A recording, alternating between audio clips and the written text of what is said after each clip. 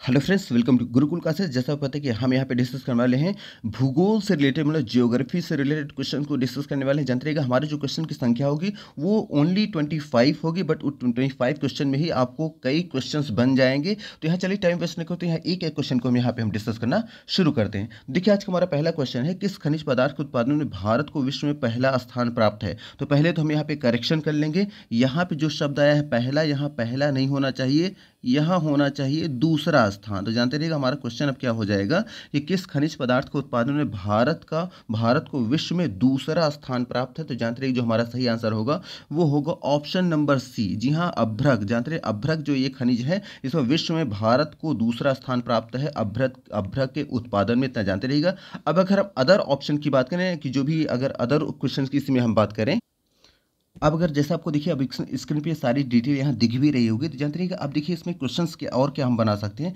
अगर ये होता कि किस खनिज पदार्थ के उत्पादन में कौन से देश का प्रथम स्थान प्राप्त है, इन चारों ऑप्शन की अगर बात करें तो जानते रहिएगा मैग्नीज के उत्पादन में चाइना को प्रथम स्थान प्राप्त है, चीन को।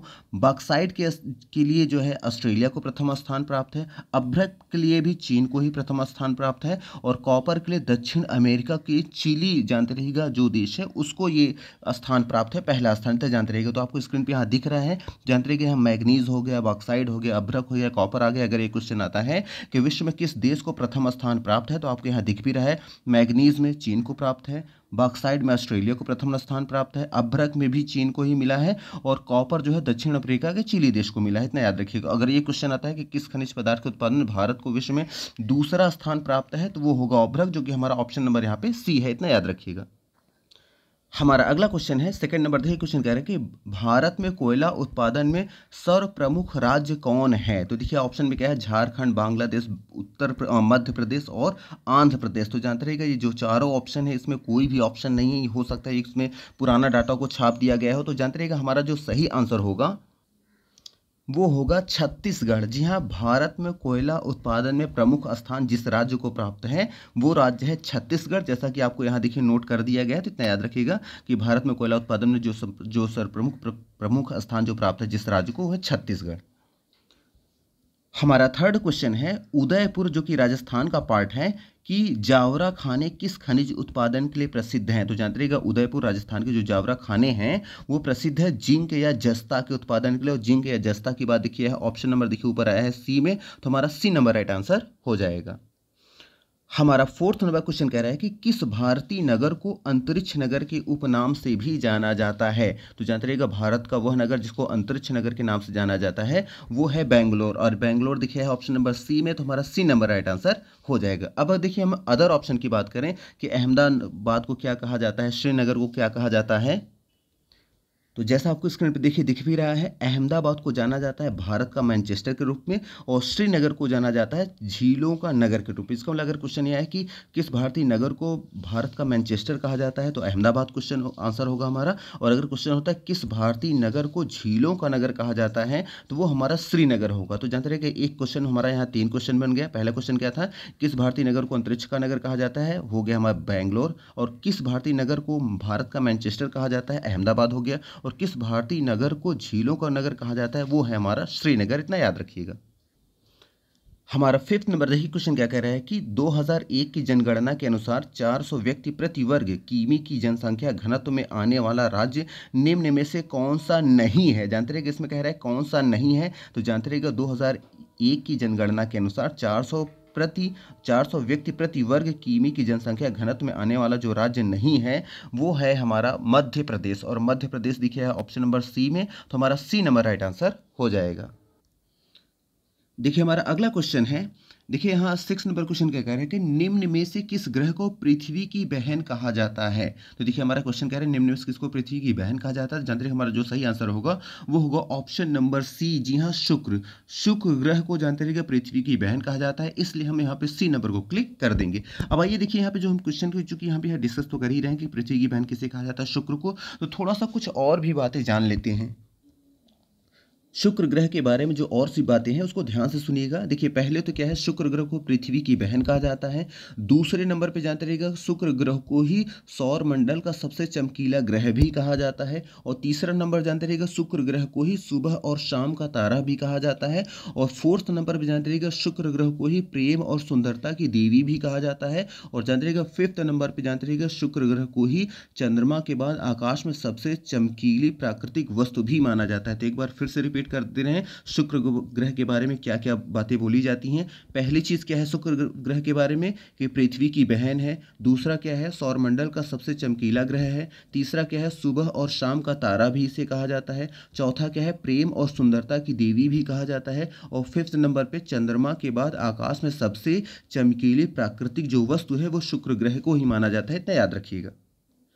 अब अगर हम अदर ऑप्शन की बात करें, जैसे देखिए ऑप्शन नंबर ए में आया है बुध, तो जानते रहे कि ऑप्शन नंबर ये जो बुध आया है, अगर बुध ग्रह की बात करें, जानते रहे बुध ग्रह सूर्य के सबसे निकटतम ग्रह माना जाता है। सूर्य के सबसे नज़दीक कौन सा ग्रह है, अगर क्वेश्चन नहीं आता है तो हमारा आंसर क्या होगा, बुध होगा। इतना याद रखिएगा। अब अगर हम अदर ऑप्शन की बात करें, देखिए आया है यहाँ पे मंगल ग्रह, तो थोड़ा सा मंगल ग्रह के बारे में भी जान लेते हैं। तो जानते रहेगा मंगल ग्रह को लाल ग्रह भी कहते हैं। और जीवन में जानते रहेगा जीवन की जिस ग्रह में सबसे अधिक संभावना पाई जाए, जो पाने जाने की जो उम्मीद है, वो भी क्या है, मंगल ग्रह में ही। जानते रहेगा।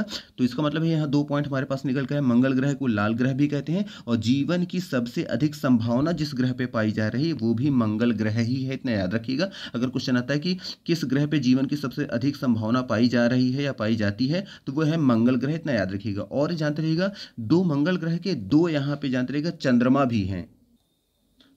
जैसा आपको स्क्रीन पे देखिए दिख भी रहा होगा कि मंगल ग्रह के 2 चंद्रमा हैं। कौन कौन से हैं, फोबोस और डीमोस। जानते रहिएगा ये 2 जो चंद्रमा हैं, अगर क्वेश्चन आता है इस तरह की फोबोस और डीमोस किस ग्रह के 2 चंद्रमा हैं, तो जानते रहिएगा जो ये ग्रह होगा वो मंगल ग्रह के रूप में हमारा आंसर रहेगा। इतना याद रखिएगा। फिर देखिए अगर बात करें यहाँ पे बृहस्पति ग्रह की, जानते रहिएगा बृहस्पति ग्रह के बारे में क्या जानना इंपॉर्टेंट है, कि पहले चीज़ तो यह है कि बृहस्पति जो ग्रह है ये सबसे बड़ा ग्रह है हमारे सौर मंडल में। और दूसरा क्या है, यह एक गैसीय पिंड है। इतना जानते रहिए। अगर क्वेश्चन आता है कि निम्नलिखित चारों में, अगर क्वेश्चन मान लीजिए इस तरह होता कि इन चारों ऑप्शन जो नीचे दिए गए जो भी यहाँ पे ग्रह या ऑप्शन है, इसमें से कौन सा ग्रह गैसीय पिंड है, तो गैसीय पिंड कौन सा है, बृहस्पति ग्रह है। इतना जानते रहिएगा। तो जानते रहिएगा बृहस्पति ग्रह क्या है, सबसे बड़ा ग्रह है, उसके साथ साथ एक गैसीय पिंड है, ये भी याद रखिएगा। 7 नंबर देखिए क्वेश्चन क्या कह रहा है कि वर्तमान समय में क्षेत्रफल के आधार पर भारत का सबसे बड़ा राज्य कौन सा है। तो जानते रहिएगा वर्तमान में क्षेत्रफल के आधार पर जो भारत का जो सबसे बड़ा राज्य है वो है राजस्थान। और राजस्थान देखिए ऑप्शन नंबर डी में है, तो हमारा डी नंबर राइट आंसर हो जाएगा। और जानते रहिएगा अगर यही क्वेश्चन ये होता कि वर्तमान समय में क्षेत्रफल के आधार पर भारत का सबसे छोटा राज्य कौन सा है, तो जानते रहिएगा छोटा जो राज्य है, जैसे आपको स्क्रीन पे देखिए दिख भी रहा है, वो है गोवा। जानते रहिएगा क्षेत्रफल के आधार पर सबसे छोटा, सबसे बड़ा राज्य कौन सा है, राजस्थान है क्षेत्रफल के आधार पर, और सबसे छोटा कौन सा है, गोवा है। इतना याद रखिएगा। और अगर यही क्वेश्चन ये होता कि क्षेत्रफल के आधार पर उत्तर प्रदेश का कौन सा स्थान है, तो जानते रहिएगा क्षेत्रफल के आधार पर जो उत्तर प्रदेश का स्थान है वो है चौथा है। इतना याद रखिएगा। लेकिन अगर यही क्वेश्चन ये होता कि जनसंख्या के आधार पर सबसे बड़ा राज्य कौन सा है, तो जानते रहिएगा जनसंख्या के आधार पर जो सबसे बड़ा राज्य है वो है हमारा उत्तर प्रदेश। और उत्तर प्रदेश देखिए ऑप्शन नंबर ए में है। तो जानते रहिएगा जनसंख्या के आधार पर सबसे बड़ा राज्य कौन सा है, उत्तर प्रदेश। अगर यही ये होता कि जनसंख्या के आधार पर सबसे छोटा राज्य कौन सा है, तो जानते रहिएगा जो सबसे छोटा राज्य है वो है सिक्किम राज्य है। इतना याद रखिएगा।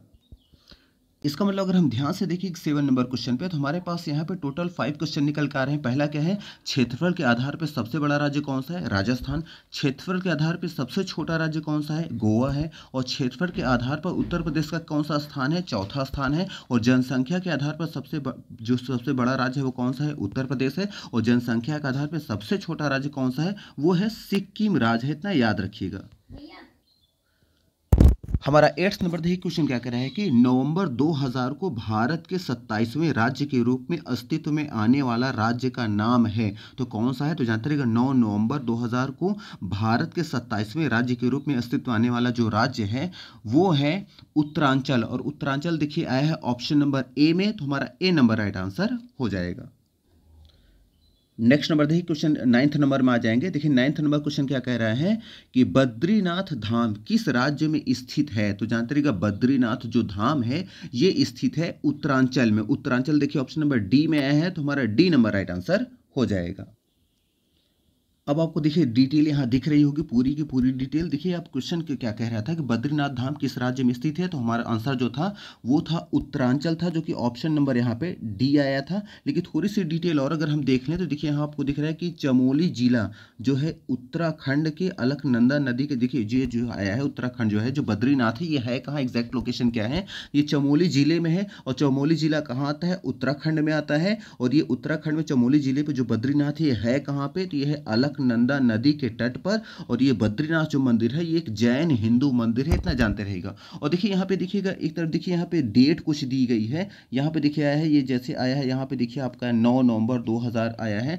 तो जानते रहेगा कि पहले इसका जो 9 नवंबर 2000 को इसका जब गठन हुआ था तो इसका नाम था उत्तरांचल। जानते रहेगा 9 नवंबर 2000 को जब इसका गठन हुआ था तब इसका नाम क्या था, उत्तरांचल रखा गया था। लेकिन बाद में 1 जनवरी, देखिए 1 जनवरी 2007 को उत्तराखंड नाम दे दिया गया। मतलब 1 जनवरी 2007 को इसका नाम बदलकर उत्तरांचल से उत्तराखंड हो गया। तो जानते रहिएगा इसका मतलब उत्तरांचल और उत्तराखंड दोनों एक ही हैं। अगर ऑप्शन में उत्तरांचल आता है या उत्तराखंड है तो दोनों एक है। जानते रहिएगा पहले इसको उत्तरांचल कहा जाता था, बाद में 1 जनवरी 2007 को इसका नामकरण जो है उत्तरांचल से हटाकर उत्तराखंड कर दिया गया है, इतना जानते रहिएगा।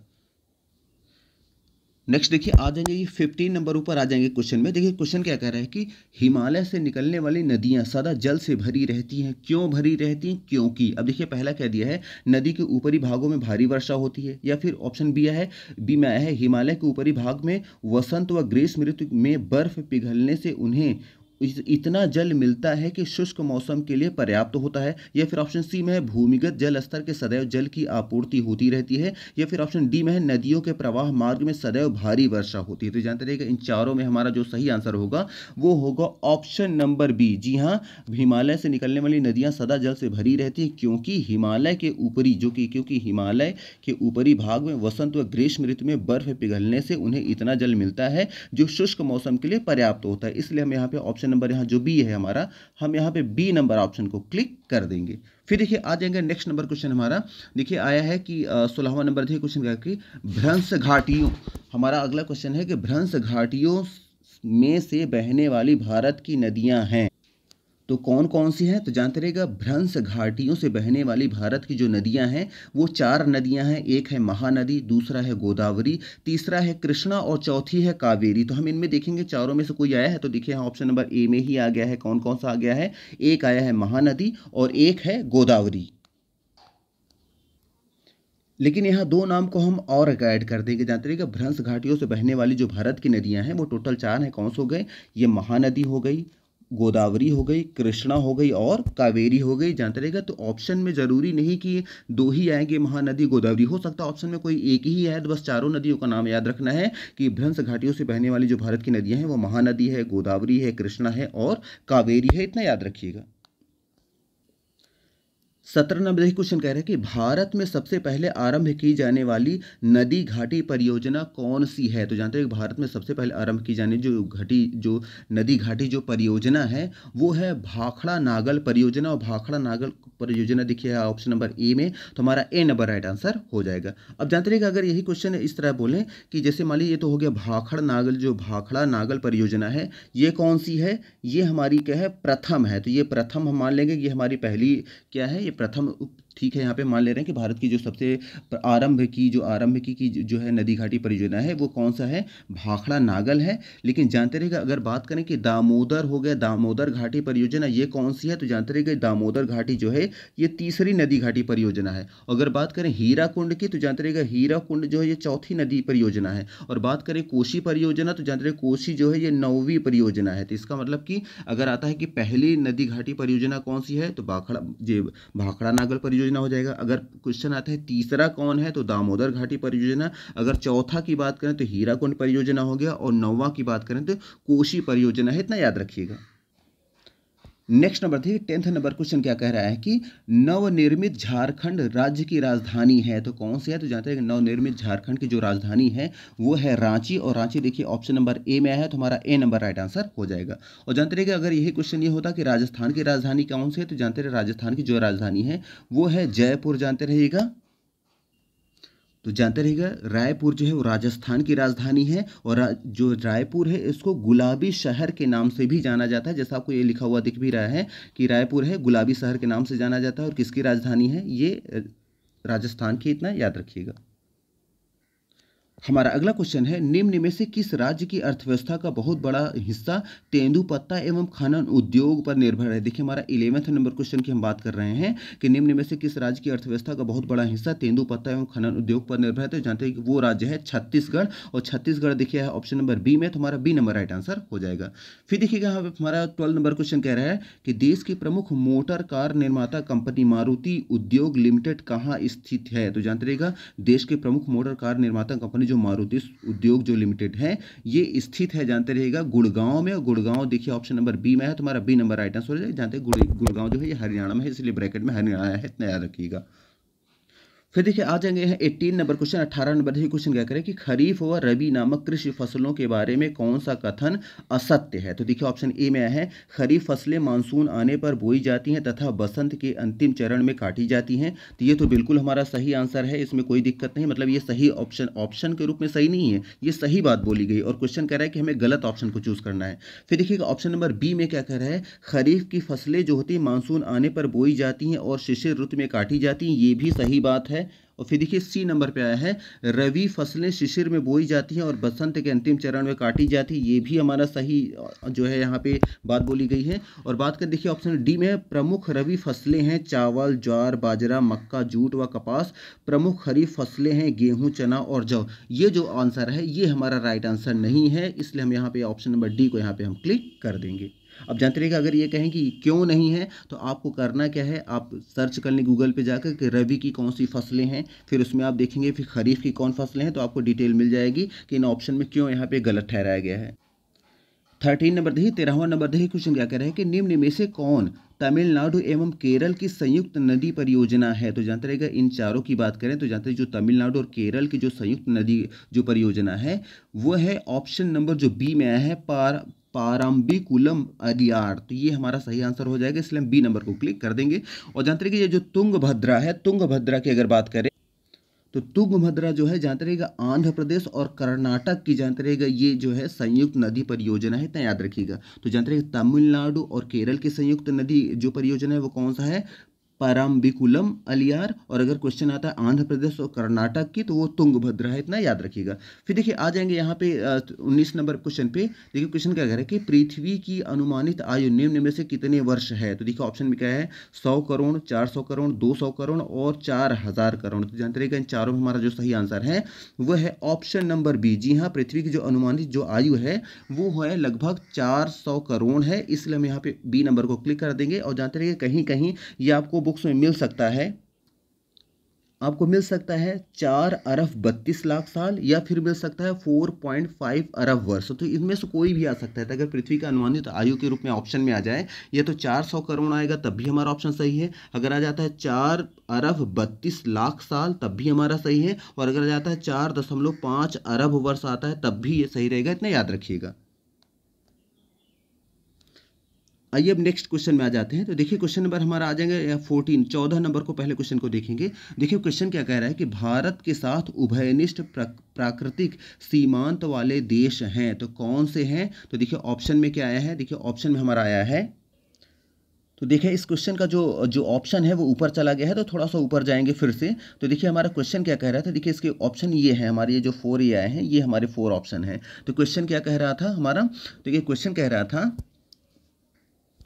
भारत के साथ उभयनिष्ठ प्राकृतिक सीमांत वाले देश कौन से हैं। तो देखिए ऑप्शन ए में है चीन, म्यांमार और अफगानिस्तान। ऑप्शन बी में है अफगानिस्तान, नेपाल और म्यांमार। ऑप्शन सी में है चीन, म्यांमार और नेपाल। और ऑप्शन डी में है चीन, पाकिस्तान और बांग्लादेश। तो जानते रहिएगा हमारा जो सही आंसर होगा वो होगा ऑप्शन नंबर डी। जी हाँ, क्वेश्चन हमारा कह रहा था कि भारत के साथ उभयनिष्ठ प्राकृतिक सीमांत वाले देश कौन है। तो जानते रहिएगा उभयनिष्ठ प्राकृतिक सीमांत वाले जो देश हैं वो है चीन हो गया, पाकिस्तान हो गया और बांग्लादेश हो गया, इसलिए हमारा यहाँ ऑप्शन नंबर डी को हम क्लिक कर देंगे। अब आ जाइए नीचे आ जाते हैं, जो हमारा क्वेश्चन जो नीचे छूट रहे थे। अब देखिए हमारा क्वेश्चन नंबर नेक्स्ट नंबर देखेंगे हमारा। देखिए यहाँ आया है रबड़ के उत्पादन में। देखिए यहाँ 20वां नंबर जो क्वेश्चन है इसका देखिएगा, ये 20 नंबर क्वेश्चन कह रहा है कि रबड़ का उत्पादन मुख्यतः किस प्रकार के जलवायु क्षेत्र में किया जाता है। तो देखिए ऑप्शन हमारा क्या आया है, देखिए ऑप्शन ए आया है मानसूनी, या फिर ऑप्शन बी में आया है भूमध्य रेखी, देखिए इस तरफ आया है। ऑप्शन सी में आया है भूमध्य सागरीय, या फिर ऑप्शन डी में आया है पश्चिम यूरोपीय तुल्य। तो जानते रहेगा इन चारों में हमारा जो सही आंसर है वो है ऑप्शन नंबर बी। जी हाँ, ऑप्शन नंबर बी हमारा यहाँ पे सही आंसर हो जाएगा। आंसर क्वेश्चन हमारा कह रहा था रबड़ का उत्पादन मुख्यतः किस प्रकार के जलवायु क्षेत्र में किया जाता है, तो जो हमारा सही आंसर है वो है ऑप्शन नंबर बी भूमध्य रेखीय में। तो इसलिए हमारा ऑप्शन नंबर बी को यहाँ पे हम क्लिक कर देंगे। नेक्स्ट नंबर देखिए क्वेश्चन आ जाएंगे 21 नंबर। देखिए क्वेश्चन क्या कह रहा है कि व्यापारिक रूप से मत्स्य पालन का व्यवसाय किस नाम से जाना जाता है। तो जानते रहिएगा व्यापारिक रूप से मत्स्य पालन का जो व्यवसाय है वो जाना जाता है पीसी कल्चर के नाम से। और पीसी कल्चर देखिए है ऑप्शन नंबर डी में, तो हमारा डी नंबर राइट आंसर हो जाएगा। अब थोड़ा सा और कुछ डिटेल यहाँ पे जान लेते हैं। अब आपको यहाँ डिटेल दिख रहा होगा, तो जानते रहिएगा। अगर बात करें कि देखिए मत्स्य पालन को क्या कहते हैं, तो हमें पता है वो तो पीसी कल्चर हो गया। उसी तरह देखिएगा ऑप्शन नंबर जो ए में आया है वीटी कल्चर, तो जानते रहिएगा वीटी कल्चर को हम यहाँ आच्छा कृषि भी कहते हैं। और आच्छा कृषि क्या है, ये अंगूर से संबंधित होता है, जो कि यहाँ पे आपको दिख रहा है। फिर बात करें देखिए ऑप्शन नंबर बी में आया है शेरी कल्चर, तो शेरी कल्चर जानते रहिएगा ये रेशम के कीड़ों का उत्पादन और पालन को शेरी कल्चर कहते हैं। और ऑप्शन नंबर जो यहाँ पे देखिए सी में है एपी कल्चर, तो एपी कल्चर किसे कहते हैं, मधुमक्खी पालन को कहते हैं। इतना याद रखिएगा, ये पहले से लिख दिया गया है ताकि लिखने में टाइम वेस्ट ना हो। तो मे भी आपको यहाँ क्लियर हो गए होंगे। हमारा 22 नंबर देखिए क्वेश्चन क्या कह रहे हैं सर्वाधिक ज्वालामुखी वाला क्षेत्र कौन सा है। तो जानते रहिएगा सर्वाधिक जो ज्वालामुखी वाला जो क्षेत्र है वो है प्रशांत सागर एवं तटीय पेटी। और प्रशांत सागर और तटीय पेटी देखिए ऑप्शन बी में है, तो हम बी नंबर ऑप्शन को क्लिक कर देंगे। जानते रहिएगा इसको रिंग ऑफ फायर भी कहते हैं। क्या कहते हैं, रिंग ऑफ फायर भी कहते हैं। इतना याद रखिएगा इसी को, ठीक। तो ये हमारा रिंग ऑफ फायर भी इसी को कहते हैं, इतना याद रखिएगा। फिर देखिए आ जाएंगे नेक्स्ट नंबर क्वेश्चन पे। देखिएगा हमारा नेक्स्ट नंबर क्वेश्चन है 23 नंबर क्वेश्चन क्या रखे ब्रिटेन का राष्ट्रीय प्रतीक क्या है। तो जानते रहिएगा जो ब्रिटेन का जो 23 नंबर क्वेश्चन कह रहे हैं कि जो ब्रिटेन का जो राष्ट्रीय प्रतीक है वो है गुलाब का फूल। और गुलाब का फूल देखिए ऊपर आया है ऑप्शन नंबर सी में, तो हमारा सी नंबर राइट आंसर हो जाएगा। फिर देखिए हमारा नेक्स्ट नंबर क्वेश्चन क्या कह रहा है कि 24 नंबर रेडक्लिफ लाइन किन दो देशों के बीच में खींची गई है। तो जानते हैं जो रेडक्लिफ लाइन है ये खींची गई भारतवर्ष और पाकिस्तान के बीच में। और भारत और पाकिस्तान के बीच की बात देखिए ऑप्शन नंबर देखिए हमारा सी में है, तो हमारा सी नंबर राइट आंसर यहाँ पे हो जाएगा। जानते रहिए ये जो भारत और पाकिस्तान के बीच में जो लाइन खींची गई सीमा रेखा उसको हम क्या कहते हैं, रेडक्लिफ रेखा कहते हैं, तो याद रखिएगा। और आज हमारा जो लास्ट क्वेश्चन है देखिए क्या कह रहा है कि तटीय प्रदेशों में जलवायु सर्दियों में कम सर्द तथा गर्मियों में कम गर्म रहती है, इसका कारण क्या है। फिर से रिपीट कर रहे हैं, तटीय प्रदेशों में जलवायु सर्दियों में कम सर्द तथा गर्मियों में कम गर्म रहती है, इसका क्या कारण है। देखिए ऑप्शन ए में है सिंधु समीर व स्थल समीर के कारण, या फिर ऑप्शन बी में है चक्रवात के कारण, ऑप्शन सी में है मानसून के कारण, या फिर ऑप्शन डी में है अस्थायी पवनों के कारण। तो जानते रहिएगा हमारा जो सही आंसर है वो है ऑप्शन नंबर ए। जी हाँ, यहाँ पे जो क्वेश्चन कह रहा है कि तटीय प्रदेशों में जलवायु सर्दियों में कम सर्द और तथा गर्मियों में कम गर्म रहती है, इसका जो कारण है वह है सिंधु समीर व स्थल समीर के कारण, चूंकि ऑप्शन नंबर ए में आया है तो इसलिए हमारा ए नंबर राइट आंसर हो जाएगा। तो मे भी आपके यहाँ 1 बाय 1 सारे क्वेश्चन क्लियर हो गए। यहाँ पे हमने 25 क्वेश्चन को डिस्कस किया है। और जानते रहिएगा जो आपको ये पीडीएफ कराया जा रहा है इसमें ऑलरेडी देखिए यहाँ नीचे क्वेश्चन भी, अगर जो भी क्वेश्चन है इसमें देखिए सभी क्वेश्चन के यहाँ आंसर भी दिए गए हैं। तो आप चाहें तो यहाँ पे आंसर भी पीडीएफ को डाउनलोड करके आप इसे इजीली इसको पढ़ सकते हैं। बट जो डिटेल हमने एक्स्ट्रा में आपको बताई है ये इसमें मिलने वाले नहीं है, वो आपको वीडियो में देख कर ही पता लगेगा। तो मे भी आपको यहाँ 1 बाय 1 सारे क्वेश्चन क्लियर हो गए। अगर सारी चीज क्लियर हो तो प्लीज वीडियो को लाइक करना, चैनल को सब्सक्राइब करना न भूलें। And thank you very much for watching this video. Thank you.